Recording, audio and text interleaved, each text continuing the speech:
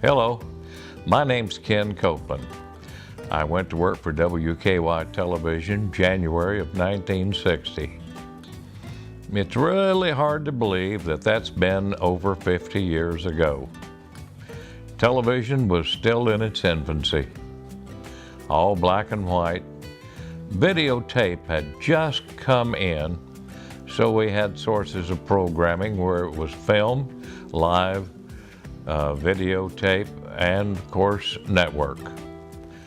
Well, a lot of things have happened since then. The old switchers that we used were the click-clack overlap type switching.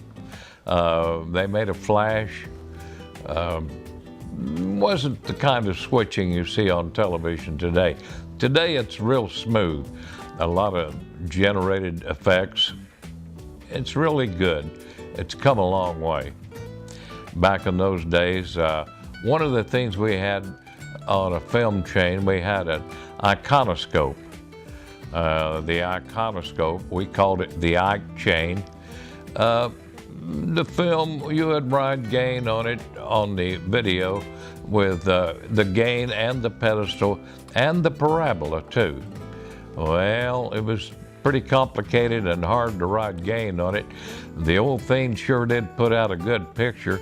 It was sharp, but it was a little grainy. But that was the nature of television in those days. We didn't think anything about it.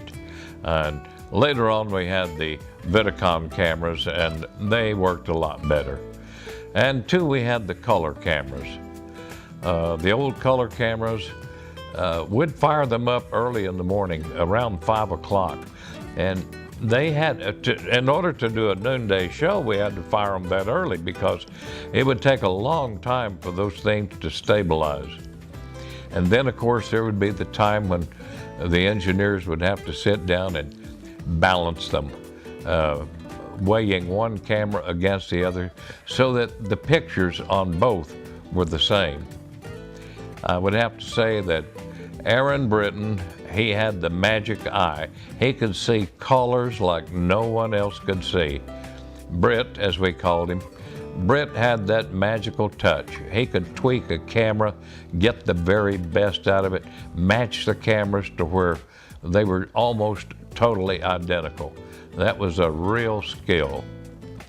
And of course, I remember the one time when Lester Tucker was balancing the cameras, and he would set up a bowl of fruit down on the stage, point both cameras at the bowl, and there would be a red apple, a yellow banana, maybe a green pear or something like that in the bowl.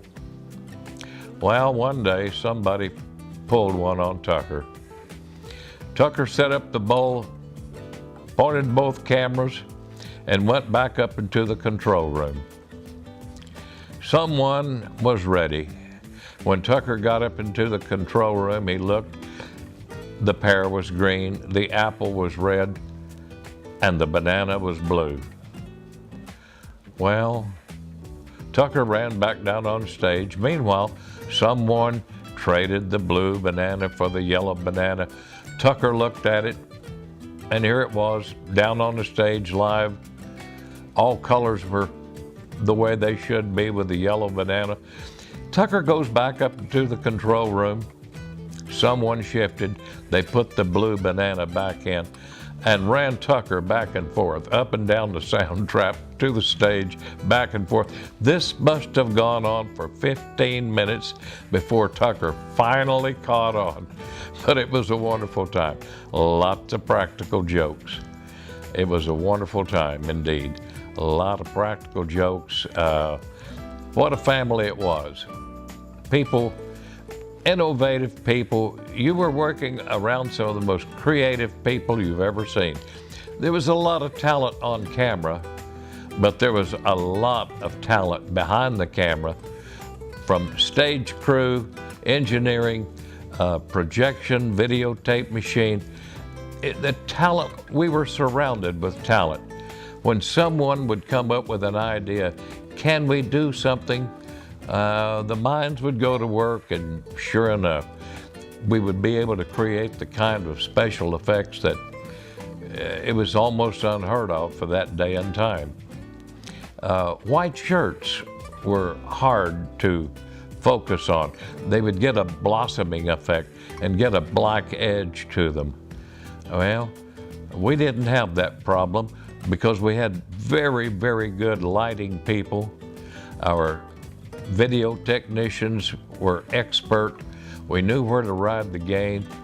And whites, when transmitting in color, were really, really difficult because they would have a black hue about them. Well, Aaron Britton, back to Britt, he came up with a way to do it to where whites would be transmitted whites. He was so good at it that someone from NBC television saw what we were doing one day. They sent a guy down here to learn how to do white shirts, to make white shirts not blossom. It was pretty creative, I would have to say. A lot of talent. Well, those were wonderful times. I remember the day that Gene Lyons hired me in. One of the first things that Gene did was to take me down on stage in Studio B. The stage was empty at that time. It was dark, no lights, walking around, and Gene was pointing out different things in the studio on that very first day. One of the things he did, he walked over and he picked up a microphone. He held it up to me and he said, "Do you know what this is?" And I said, "Well, yes, that's a microphone." He said, "You need to know right now, and always keep it in your mind, never trust a microphone." You know, he was right, because sometimes people have said little naughty words that went out on the air that shouldn't have been said. But it's back to that old expression, be very, very careful what you say, because you can never unring a bell. Well, I learned a lot of things out there. There were lots of good times out there. I remember, now it was before I went to work for Channel 4. It was in the 50s. 1956, WKY bought Channel 13 at Tampa, Florida. That was WTVT. Bob Hayward went down there as chief engineer. Well, we had a couple of mobile buses at that time, the old flexible Buick buses, and we had one too many. We had two of them. So we needed to send one of them away, and it went to WTVT in Tampa. Well, some of the innovative people, I think maybe Arnie Katoff was involved in this one, where we had a mannequin. And it was a female mannequin, and she was placed in the back of the bus, back where all the camera cables are, and hid very much well away. But if you open the back doors of the bus and look inside, and if you look past the camera cables in a dark corner, you could see Millie. And Millie had a dagger stuck right in her chest and blood draining down from it from the art department. Well, the bus was sent to Florida. And of course, the guys at Florida, they were very interested in what they had procured from WKY. They got to milling around, and next thing you know, in their milling around, they found Millie. Well, all of a sudden, somebody let out a screech and said, "My gosh, there's a body back there." Well, they clambered around and looked, and sure enough, back in the dark shadows was Millie. Well, what did they do? They called the police. Well, here the Tampa Police Department shows up and the detectives. It made quite a stir, and I understand that the Tampa Police Department, they were not real happy about this, but it was a great joke, wasn't it? we had a great time out there. If you couldn't take a joke, that was not the place for you to be, because jokes were always being played on everyone. Good practical joke. And it was all in clean fun, but sometimes our jokes got a little carried away. such as when Bob Rodke was directing one day, someone hooked up a hose to where they could blow smoke. Oh yeah, we smoked in the control room during those times. Cigarettes, cigars, that was normal. But someone was blowing smoke down through a tube laid up into the switcher, and Bob Rodke is switching back and forth with the switchers and the fader. All of a sudden, oh, damn, the place is on fire. And Rodke panicked. Hey, that was fun. Well, everybody probably has a Billy Nix story. I think probably my very best Billy Nix story. I always thought Billy Nix was the quickest wit alive. Billy was so fast on the uptake, it was unreal. He probably should have been in front of the camera instead of behind the camera. Billy was so quick. He was Johnny Carson quick. He really was. One day we were in Studio C. We were going to do a recording, and Bob Jenny was going to come out and do something. Bob Jenny was curator of reptiles at the Oklahoma City Zoo. Well, we kept waiting around for Bob Jenny to show up. We were ready for our taping session, and Bob Jenny wasn't showing. Finally, Nix gets on the phone. He calls around a little bit, and he found out that Bob wasn't going to be there. Bob was a little sick that day, and it was an impromptu kind of a thing, kind of a quick sick that he got. But Billy says, he's on the phone and he says, yeah. And then he hangs up the phone. He turns around, looks at the rest of the crew, and he said, Bob Jenny won't be here today because something he disagreed with ate him. Well, we all roared hilariously at this because some of the creatures he would bring out were the kind of creatures that could eat you rather than than you getting eat up. Oh, it was terrible. But anyway, the control room was in a hilarious mood, and we roared about that one. Good times, good funny times. You know, when you work for WKY Radio and Television, you work for both radio and television. I worked in the engineering department. And there were a lot of different things that happened. I remember one morning on a Sunday morning when upstairs in radio, they were having a little technical problems up in radio. Well, they called down, and so I was downstairs and I answered the phone, and we got somebody who can come up here and help us. Our radio console was giving us a trouble. So I broke loose and I went upstairs.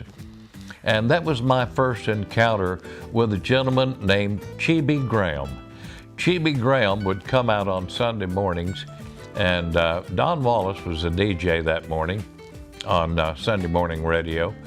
And Chibi, he was president of the Oklahoma Milk Producers Association. They had a radio show every Sunday morning.